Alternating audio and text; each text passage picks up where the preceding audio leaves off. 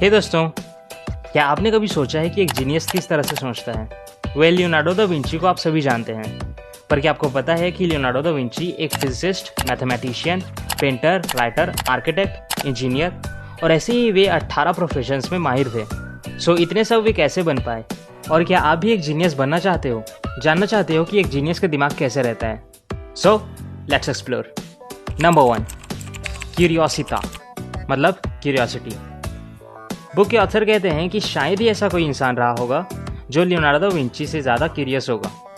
Da Vinci हर चीज़ के बारे में जानने के लिए रेडी रहते थे और इसलिए वे आज इतने बड़े inventor, painter, writer, philosopher etcetera बन पाए। अभी के टाइम का एग्जांपल दूं तो आज उसी ने सबसे बेस्ट गेम डेवलप किया होगा जो हर वक्त गेम डेवलप करने के बारे में सोचता रहा होगा।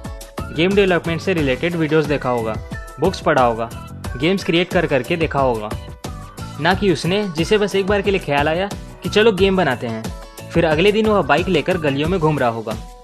आपके अंदर किसी भी फील्ड को लेकर जितनी ज़्यादा क्यूरियोसिटी होगी उतनी ज़्यादा स्ट्रॉन्ग पॉसिबिलिटी है कि आप उस फील्ड में मास्टर बन पाओगे। जितने ज़्यादा हो उतने क्वेश्चंस पूछो और उनके आंसर्स फाइंड आउट करने की कोशिश करो। आपको बिजनेस करना है तो बिजनेस रिलेटेड सारे क्वेश्चन करो और उसके आंसर सर्च करो। इससे आपका दिमाग और भी खुलने लगेगा। नंबर 2, डिमोस्ट्राजियोने मतलब डेमोन्स्ट्रेशन। दा विंची जब कोई भी चीज़ सीखते थे तो उसे पढ़कर या लिख के भूल नहीं जाते थे, बल्कि वो उसे एक्सपीरियंस करते थे, उसे प्रैक्टिकली अप्लाई करके देखते थे। एग्जाम्पल, आपको पता है कि एक्सरसाइज करना आप सभी की हेल्थ के लिए अच्छी रहेगी। अब ये बात आप सभी ने सुनी और समझी भी होगी, लेकिन ऐसे बहुत ही कम लोग होंगे जिसे प्रैक्टिकली एक्सपीरियंस करेंगे।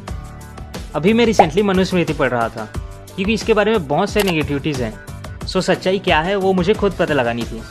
तो मुझे ये मिला। आप इन 2 पिक्स को देखो, जिसमें से लेफ्ट वाली पिक अंग्रेज़ों की मनुस्मृति है, मीन्स पूरी मिलावट, और राइट वाली पिक वो श्लोक है जिसे ऋषि मनु ने कही है। दोनों बिल्कुल उलट हैं। अब आप खुद ही समझ गए होंगे। हमारे भारत देश में ऐसा एक भी विद्वान नहीं है जिसने कहा होगा कि जानवरों को मार कर खाओ।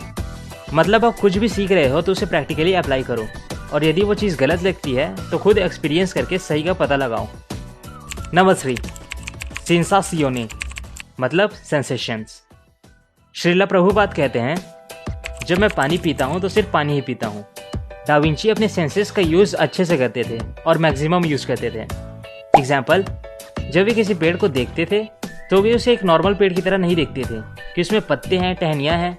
नो, वे देखते थे कि कैसे वो पेड़ अपनी मजबूत जड़ों के सहारे खड़ा है, फिर वो कितना ऊपर तक जा रहा है, उसमें टहनियाँ किस तरह से निकली हुई है, पत्ते कैसे उगे हुए हैं, फिर कुछ फूल भी कैसे खिले हैं।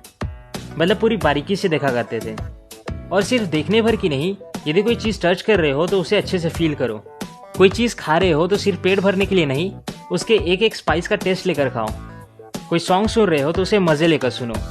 सांस ले रहे हो तो ठंडी हवा को फील करो। ये सारी चीज़ें आपको हेल्प करेंगी अपना फोकस और इंटेलिजेंस बढ़ाने के लिए। नंबर 4, फुमातो मतलब कंफर्ट विद पैराडॉक्स। सपोज मैं एक लड़के से कहता हूँ कि तुम्हारे लिए घूमना अच्छा है, तुम्हें घूमने जाना चाहिए, और एक दूसरी लड़की से कहता हूँ कि तुम्हें चुपचाप घर पर रहना चाहिए। तो एक नॉर्मल तीसरा आदमी यदि मुझे ये कहते हुए सुनेगा तो वो बिना रीज़न जाने कि मैं दोनों से अलग बातें क्यों कर रहा हूँ, वो सीधे ही कंक्लूजन पर आ जाएगा। लाइक ये कितना बुरा है, लड़के लड़कियों में भेदभाव करता है, ये बेचारी बच्ची घर पर अकेले बोर हो जाएगी, ये फिर ये आदमी तो 2 बातें कर रहा है, एंड सो ऑन।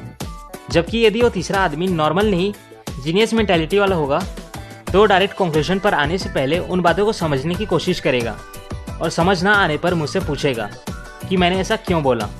और यदि वो मुझसे पूछता तो उसे पता चलता कि पहला लड़का फ्रस्ट्रेशन में था, जिस वजह से मैं उसे नेचर में टाइम स्पेंड करने के लिए कह रहा था, बाहर जाकर अपना दिमाग खोलने के लिए कह रहा था, और वहीं पर दूसरी लड़की का एग्ज़ाम पास आ रहा था, जिस वजह से उसे घर पर रहकर पढ़ने के लिए कह रहा था। कहने का मतलब ये है कि सीधे रिजल्ट पर आने से पहले ये जान लेना चाहिए कि ऐसा क्यों बोल रहे हैं या ऐसा क्यों कर रहे हैं। I hope you got the idea. Now ये तो थे वो 4 प्रिंसिपल्स जिसे आप एक जीनियस की तरह सोच सकते हो, जिसे मैंने think like Leonardo da Vinci इस बुक से बताई है, जिसे आप डिस्क्रिप्शन में दी लिंक के हेल्प से परचेस कर सकते हो। लाइक करिए यदि आपको वीडियो काम की लगी और आप ऐसे ही money related, business related, sales related और सेल्फ रिलेटेड बातें सीखना चाहते हैं तो चैनल को सब्सक्राइब करके बेल आइकन पर क्लिक करना ना भूलें। हम लोग मिलते हैं नेक्स्ट वीडियो में। Thank you so much.